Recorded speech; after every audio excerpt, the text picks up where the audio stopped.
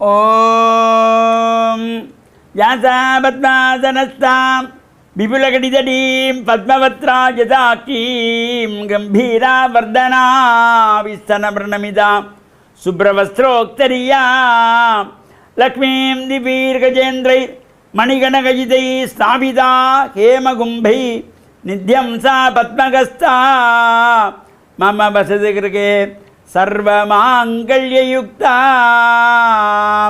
ஓம் மகாலக்ஷ்மீ ச வித்மஹே விஷ்ணுபத்னி ச தீமஹி தன்னோ லக்ஷ்மி பிரச்சோதயாத். ஓம் நமச்சிவாய. மேன்மைகள் சைவநீதி விளங்குக உலகமெல்லாம். நோயற்ற வாழ்வே குறைவற்ற செல்வம்.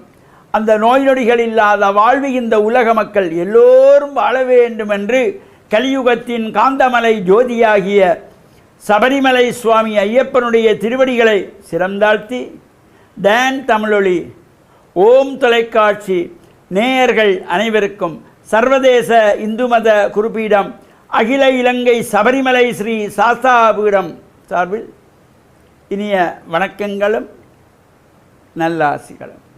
என்றும் மங்களகரமான விஸ்வாவசு வருஷம் பங்குனி மாதம் 13ஆம் நாள் 27/3/2026 வெள்ளிக்கிழமை. இன்று மலர்ந்திருக்கின்ற இன்றைய பொழுதும் நம் எல்லோருடைய வாழ்விலும் எல்லா விதமான சிறப்புகளும் வெற்றிகளும் கிடைக்க வேண்டும் என்று இறைவனை பிரார்த்தித்து இஷ்ட தெய்வங்கள் குலதெய்வங்களையும் வழிபாடு செய்து பெற்றோர் பெரியோர்களையும் வணங்கி அவருடைய அன்பையும் ஆசையையும் பெறுகின்ற பொழுது எந்த நாளுமே நமக்கு நல்ல நாளாக அமையக்கூடியது.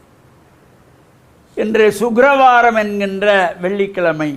இந்த பொதுவாகவே இந்த வெள்ளிக்கிழமை என்றது நாம் எல்லாம் ஆசார சீரராக அதிகாலையில் எழுந்து வீடு வாசலெல்லாம் துப்புரவு செய்து சாம்பிராணி தூவமிட்டு தீபங்களை ஏற்றி வைத்து மலர்கள் பறித்து சுவாமி படத்துக்கு சாத்தி அங்கே இறை பாமாலைகளை தேவார திருமுறைகளை சிவபுராணத்தை பாராயணம் செய்தால் லக்ஷ்மி கடாட்சம் நிறையக்கூடியது.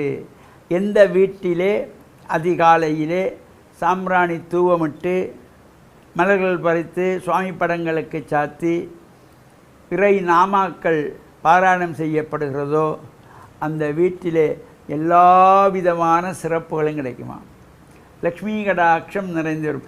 தீபங்கள் ஏற்றுகின்ற பொழுதே தீபலக்ஷ்மி ஒளிவிட்டு பிரகாசிக்கின்றது போல எங்களுடைய அன்றைய நாளும் ஒளிப்பிரகாசமான நாளாக சிறந்த வெற்றிகளை தரக்கூடிய நாளாக அமையும் என்பதனாலே தான் முன்னோர்களெல்லாம் காலையிலே எழுந்ததும் காலைக்கடங்களை முடித்து சுவாமி அறையிலே போய் விளக்கு ஏற்றி என்றார்கள். இப்போ அதெல்லாம் மருவி மருவி மருவி வந்துட்டு யாராவது வயசானவங்க வீட்டில் இருந்தால் அவங்க மட்டும்தான் ஏற்றுவாங்க. இப்போ இந்த பிள்ளைகளுக்கெல்லாம் அந்த அவ்வாறு ஒரு பழக்கத்தை நாம் நடைமுறையிலே கொண்டு வர வேண்டும். காலையிலே நேரத்தோடு எழுந்து ஸ்நான அனுஷ்டானங்களை முடித்து சுவாமி அறையிலே போய் சாம்பிராணி தீபங்களை ஏற்றி வைத்து மலர் பறித்து பிரார்த்தனை செய்து ரொம்ப ஒன்றும்பனா ஒரு தேவாரத்தை பாடினாலே போதும். அது முடியலையா ஓம் நமச்சிவாய் ஓம் நமச்சிவாய் ஓம் நம 11 தரம் அது சொன்னாலே போதும். அந்த பிள்ளைகளுக்கு ஒரு உற்சாகம், உடல் ரீதியான ஒரு சக்தியை தரக்கூடியது. இது பழக்கத்திலே கொண்டு வர வேண்டும். அவ்வாறு செய்கின்ற பொழுது சிறப்பு. இன்று நவமி திதி ராமநவமி என்று போற்றப்படுவது.